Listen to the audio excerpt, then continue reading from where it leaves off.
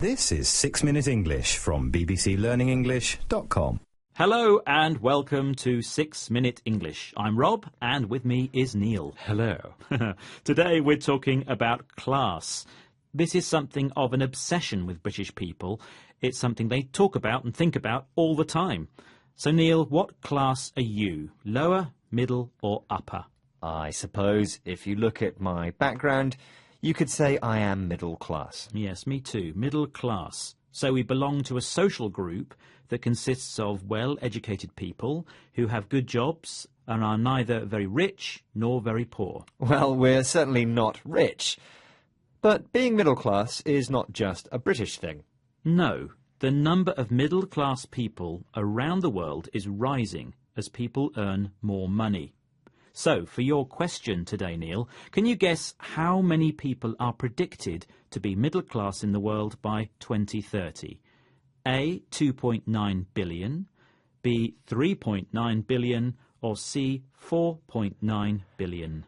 Such large numbers. I don't know. I'll go for B. 3.9 billion. Well, we'll find out the answer later. So, being middle class involves a number of factors. Good education, a good job, sometimes owning your own home, and having a number of possessions, like a car or a TV. It's quite a privileged or comfortable position to be in. But the most important factor is having disposable income. That's spare money to spend on more than just things you need for everyday survival, like food. That's what you've got, Rob, right? Aha, a little. Spare money to spend on little luxuries like a holiday, a computer or a meal at a restaurant. But we always complain we never have enough money, don't we? Yes, we do. The United Nations says to be middle class, you have to earn between $10 and $100 per day. In the UK, I think that's quite a small amount, so we could say very generally we're quite well off. But in places such as Asia, there's been a huge shift recently from people in poorer working-class jobs to middle-class ones. It's interesting that by 2030 there could be 3.2 billion middle-class people in Asia, overtaking Europe and America. The BBC's John Sudworth can explain what is happening now in China. What does he say people are becoming?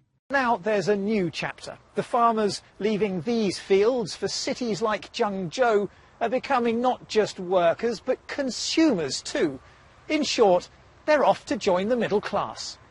So people are now moving to the city not just to find work, but to spend the money they earn.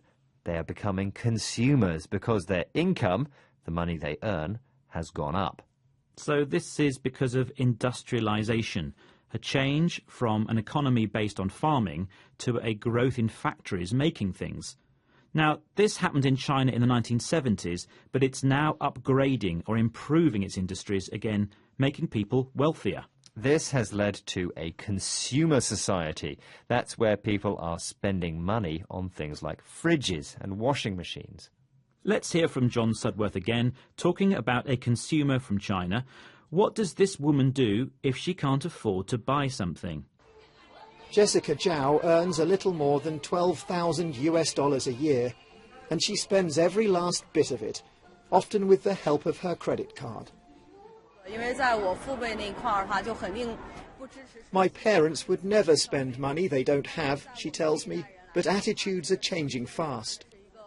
So that woman uses a credit card.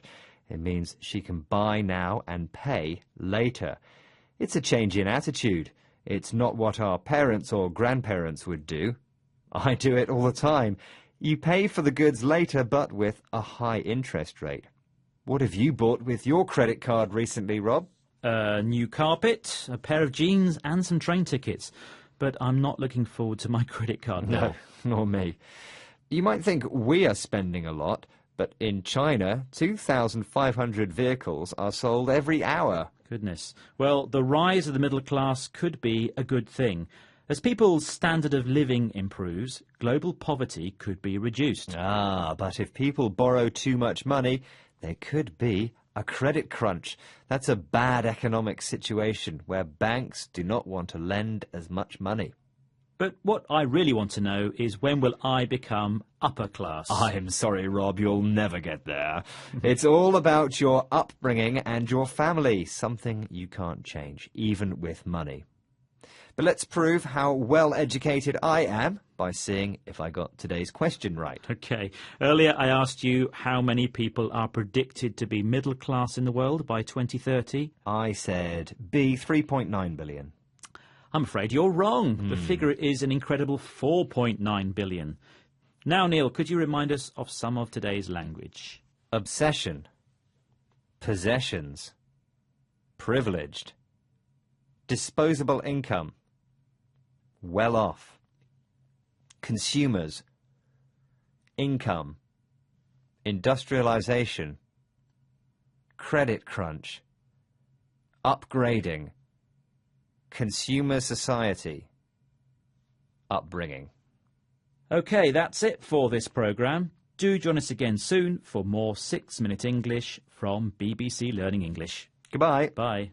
That was 6 Minute English from bbclearningenglish.com.